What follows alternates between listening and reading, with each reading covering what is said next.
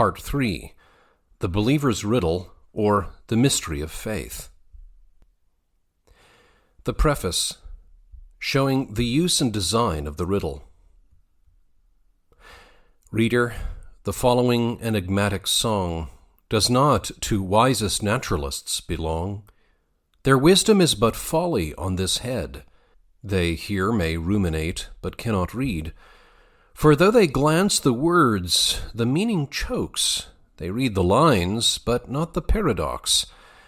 The subject will, howe'er the phrase be blunt, their most acute intelligence surmount.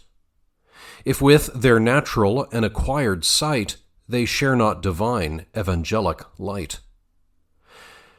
Great wits may rouse their fancies, rack their brains, and after all their labor lose their pains.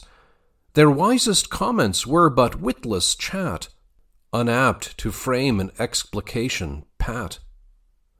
No unregenerate mortal's best engines can right unriddle these few rugged lines, nor any proper notions thereof reach, though sublimated to the highest stretch. Masters of reason, plodding men of sense, who scorn to mortify their vain pretense, in this mysterious deep might plod their fill. It overtops the top of all their skill. The more they vainly huff and scorn to read, the more it does their foolish wit exceed.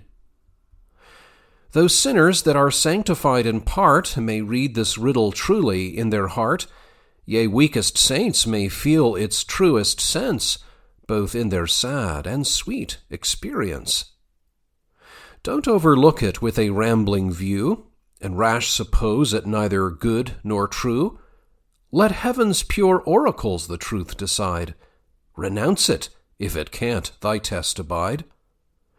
Noble Bereans soon the sense may hit, who sound the divine depth of sacred writ, not by what airy carnal reason saith, but by the golden line of heaven-spun faith. Let not the naughty phrase make you disprove the weighty matter which deserves your love. The subject treated may be most profound, though words may rattle with a rustic round. High strains would spoil the riddle's grand intent, to teach the weakest, most illiterate saint that Mahanaim is his proper name, in whom two struggling hosts make bloody game. That such may know, whose knowledge is but rude, how good consists with ill, and ill with good. That saints be neither at their worst nor best, too much exalted or too much depressed. This paradox is fitted to disclose the skill of Zion's friends above her foes, to difference by light that heaven transmits some happy fools from miserable wits, and thus, if blessed, it may in some degree make fools their wit, and wits their folly see. Slight not the riddle, then, like jargon vile, because not garnished with a pompous style. Could the author act the lofty poet's part, who make their sonnets soar on wings of art, he on his theme had blushed to use his skill, and either clipped his wings or broke his quill. Why, this enigma climbs such divine heights as scorn to be adorned with human flights. These gaudy strains would lovely truth disgrace, as purest paint deforms a comely face. Heaven's mysteries are, 'bove art's ornament, immensely brighter than its brightest paint. No towering literature could e'er outwit the plainest diction fetched from sacred writ, by which mere blazing rhetoric is outdone, as twinkling stars are by the radiant sun. The soaring orators, who can with ease strain the quintessence of hyperboles, and clothe the barest theme with purest dress, might here expatiate much, yet say the less, if with the majestical simplicity of Scripture oratory they disagree. These lines pretend not to affect the sky, content among inglorious shades to lie, provided sacred truth be fitly clad, or glorious shine even through the dusky shade. Mark then, though thou should miss the gilded strain, if they a store of golden truth contain, nor underrate a jewel rare and prime, though wrapped up in the rags of homely rhyme. Though haughty deists hardly stoop to say that nature's night has need of Scripture day, yet gospel light alone will clearly show how every sentence here is just and true. Expel the shades that may the mind involve, and soon the seeming contradiction solve. All fatal errors in the world proceed from want of skill such mysteries to read. Vain men the double branch of trade divide, hold by the one and slight the other side. Hence, proud Arminians cannot reconcile freedom of grace with freedom of the will. The blinded papist won't discern nor see how works are good unless they justify. Thus legalists distinguish not the odds between their home-bred righteousness and God's. Antinomists the saints' perfection plead, nor duly sever tween them and their head. Socinians won't these seeming odds agree, how heaven is bought and yet salvation free. Bold Arians hate to reconcile or scan how Christ is truly God and truly man, holding the one part of Emmanuel's name, the other part outrageously blaspheme. The sound and faith no part of truth control, heretics own the half, but not the whole. Keep then the sacred mystery still entire. To both the sides of truth do favor bear, not quitting one to hold the other branch, but passing judgment on an equal bench. The riddle has 2 feet, and were but one cut off, truth falling to the ground, were gone. 'Tis all a contradiction, yet all true, and happy truth is verified in you. Go forward, then, to read the lines, but stay to read the riddle also by the way. The Riddle. Section 1. The mystery of the saints' pedigree, and especially of their relation to Christ's wonderful person. My life's a maze of seeming traps, a scene of mercies and mishaps, a heap of jarring to and fro's, a field of joys, a flood of woes. I'm in my own and others' eyes a labyrinth of mysteries. I'm sometimes that from nothing came, yet sure it is I nothing am. Once I was dead and blind and lame, yea, I continue still the same. Yet what I was I am no more, nor ever shall I be as before. My Father lives, my Father's gone, my vital head both lost and won. My parents cruel are and kind, of one and of a different mind. My father poisoned me to death, my mother's hand will stop my breath. Her womb that once my substance gave will very quickly be my grave. My sisters all my flesh will eat, my brethren tread me under feet. My nearest friends are most unkind, my greatest foes my greatest friend. He could from feud to friendship pass, yet never change from what he was. He is my Father, he alone, who is my Father's only Son. I am his mother's son, yet more, a son his mother never bore, but born of him, and yet aver his father's sons my mother's were. I am divorced, yet married still, with full consent against my will. My husband present is, yet gone. We differ much, yet still are one. He is the first, the last, the all, yet numbered up with insects small. The first of all things, yet alone, the second of the great 3-1. A creature never could he be, yet is a creature, strange, I see, and own this uncreated one, the Son of Man, yet no man's son. He's omnipresent, all may know, yet never could be wholly so. His manhood is not here and there, yet he is God-man everywhere. He comes and goes, none can him trace, yet never could he change his place. But though he's good and everywhere, no good's in hell, yet he is there. I by him, in him, chosen was, yet of the choice he's not the cause. For sovereign mercy ne'er was bought, yet through his blood a vent is sought. In him concentred at his death his Father's love, his Father's wrath. Even he whom passion never seized was then most angry, when most pleased.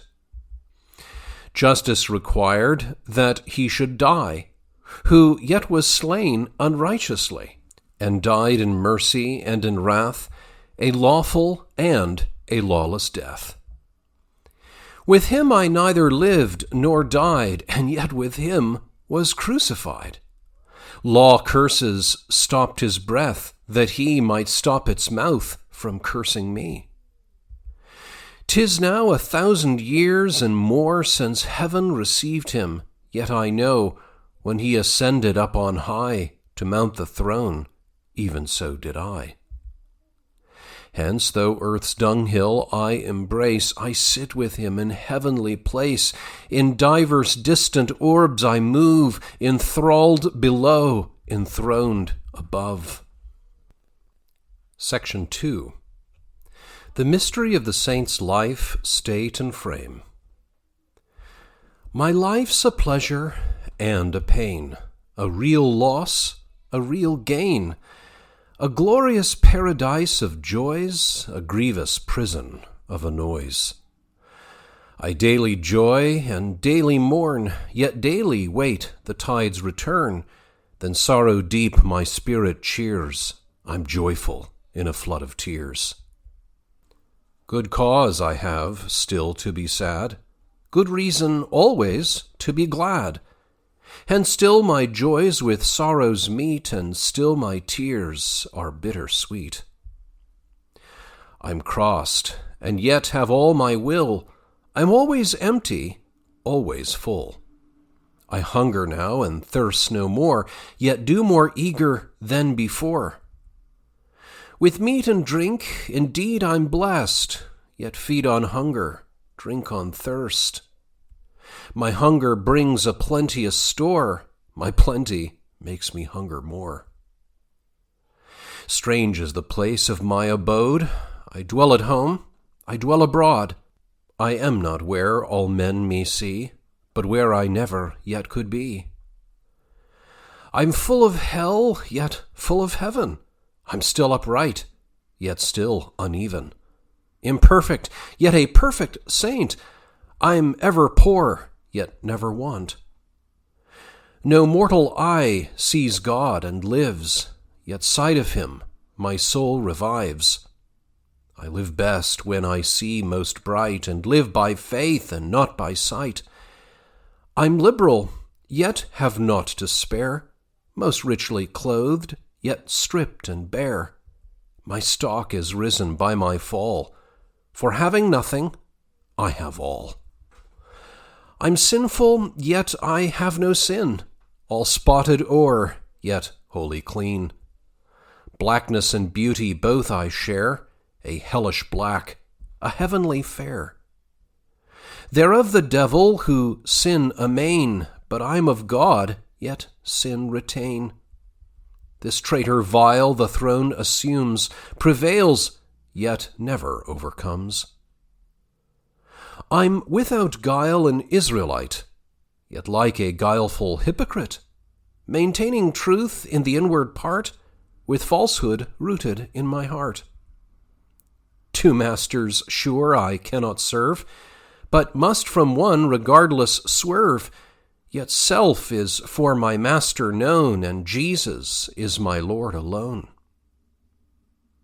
I seek myself incessantly, yet daily do myself deny. To me 'tis lawful evermore, myself to love and to abhor. In this vain world would I live, yet see, I'm dead to it, and it to me. My joy is endless, yet at best does hardly for a moment last. Section 3. Mysteries about the saints' work and warfare, sins, sorrows, and joys. The work is great I'm called unto, yet nothing's left for me to do. Hence for my work heaven has prepared no wages, yet a great reward. To works, but not to working dead, from sin, but not from sinning freed. I clear myself from no offense, yet wash my hands in innocence. My Father's anger burns like fire, without a spark of furious ire. Though still my sins displeasing be, yet still I know He's pleased with me. Triumphing is my constant trade, who yet am often captive led. My bloody war does never cease, yet I maintain a stable peace. My foes assaulting conquer me, yet ne'er obtain the victory. For all my battles, lost or won, were gained before they were begun. I'm still at ease and still oppressed, have constant trouble, constant rest. Both clear and cloudy, free and bound, both dead and living, lost and found. Sin for my good does work and win, yet 'tis not good for me to sin. My pleasure issues from my pain, my losses still increase my gain. I'm healed even when my plagues abound, covered with dust even when I'm crowned, as low as death when living high, nor shall I live, yet cannot die. For all my sins my heart is sad, since God's dishonored, yet I'm glad, though once I was a slave to sin, since God does thereby honor win. My sins are ever in His eye, yet He beholds no sin in me. His mind that keeps them all in store will yet remember them no more. Because my sins are great, I feel great fears of heavy wrath, yet still for mercy seek, for pardon wait, because my sins are very great. I hope when plunged into despair, I tremble when I have no fear. Pardons dispel my griefs and fears, and yet dissolve my heart in tears. Section 4. Mysteries in faith's extractions, way and walk, prayers and answers, heights and depths, fear and love. With wasps and bees my busy bill sucks ill from good and good from ill. Humility makes my pride to grow, and pride aspiring lays me low. My standing does my fall procure, my falling makes me stand more sure. My poison does my physic prove, my enmity provokes my love. My poverty infers my wealth, my sickness issues in my health. My hardness tends to make me soft, and killing things to cure me oft. While high attainments cast me down, my deep abasement raise me soon. My best things oft have evil brood, my worst things work my greatest good. My inward foes that me alarm breed me much hurt, yet little harm. I get no good by them, yet see, to my chief good they cause me flee. They reach to me a deadly stroke to send me to a living rock. They made me long for Canaan's banks, yet sure I owe them little thanks. I travel, yet stand firm and fast. I run, but yet I make no haste. I take away both old and new within my sight, yet out of view. My way directs me in the way, and will not suffer me to stray. Though high and out of sight it be, I'm in the way's in me. 'Tis straight, yet full of heights and depths. I keep the way me keeps. And being that to which I tend, my very ways my journey's end. When I'm in company I groan, because I then am most alone. Yet in my closet secrecy I'm joyful in my company. I'm heard afar without a noise, I cry without a lifted voice. Still moving in devotion's sphere, yet seldom steady persevere. I'm heard when answered soon or late, and heard when I no answer get.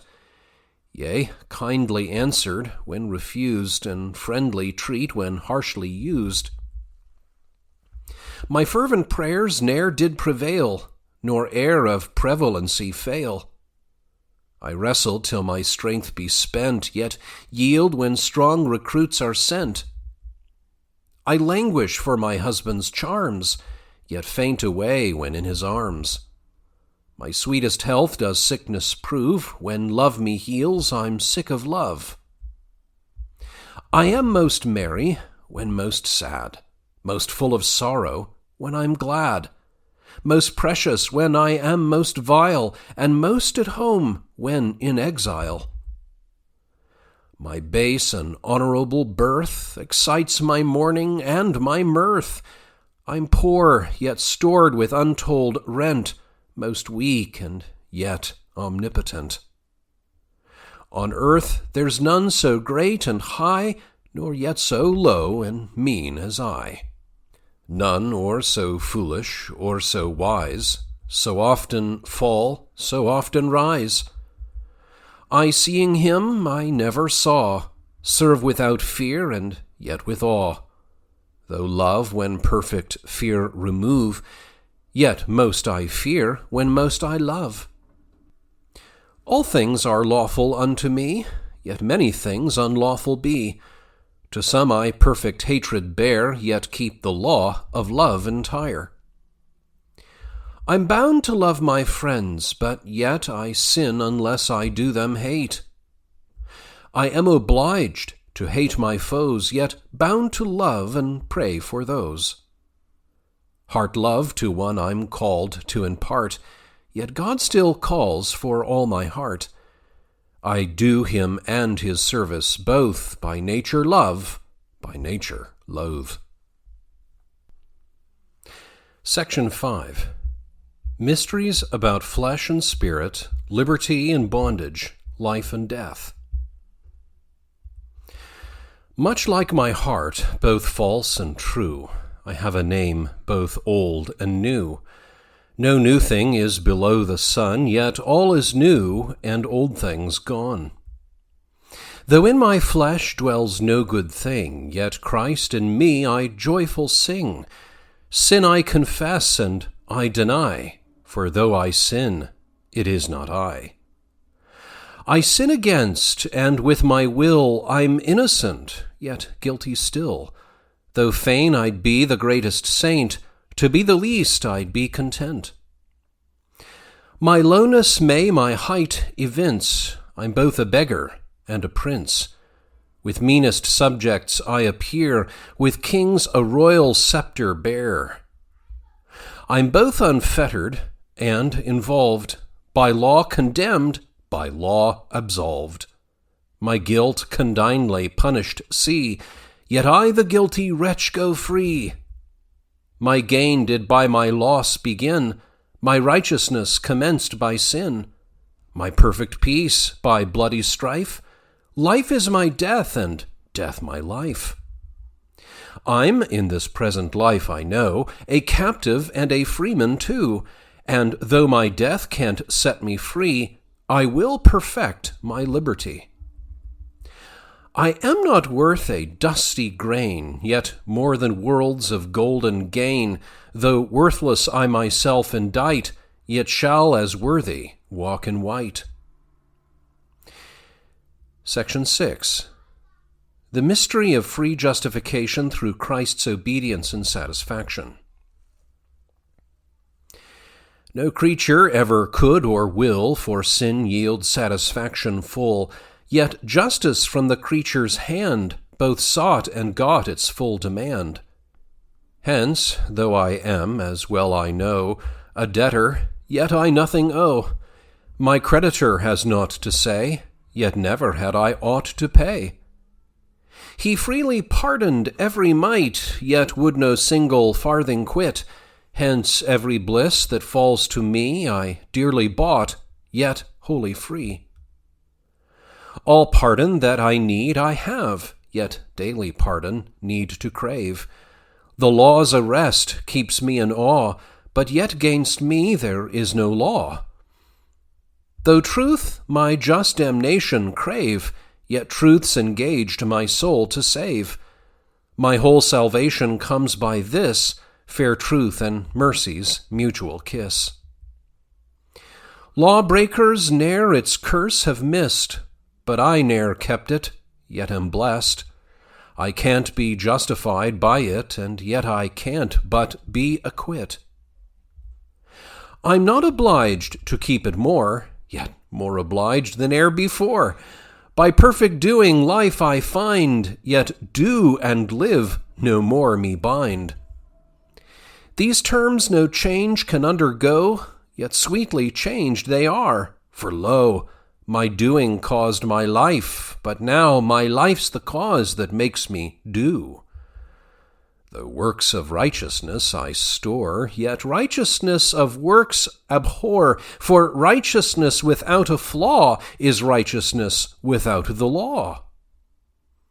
In duty's way I'm bound to lie, yet out of duty's bound to fly.